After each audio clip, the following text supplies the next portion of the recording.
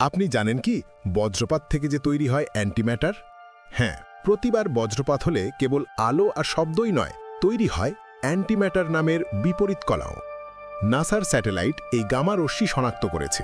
এটা এমন এক শক্তি যা সাধারণ পদার্থের সাথে মিললে একটি বিশাল ধ্বংসাত্মক শক্তি তৈরি হয়ে যায়। অর্থাৎ সার্নের পরীক্ষাগারের বিশাল পার্টিকেল অ্যাক্সিলারেটরে যে পরীক্ষা চালিয়ে অ্যান্টিম্যাটার তৈরি করা হয়েছিল, সেই একই জিনিস প্রকৃতিতে খুবই সামান্য পরিমাণে এমনিতেই হয়। তাই বলা যায় প্রতিটি বজ্রপাতই এক একটা ক্ষুদ্র পার্টিকেল অ্যাক্সিলারেটর। ভিডিওটি আপনার ভালো লাগলে আপনার বন্ধুদের সাথেও শেয়ার করতে পারেন। আপনার মাধ্যমে তারাও হয়তো নতুন কিছু জানতে পারবেন।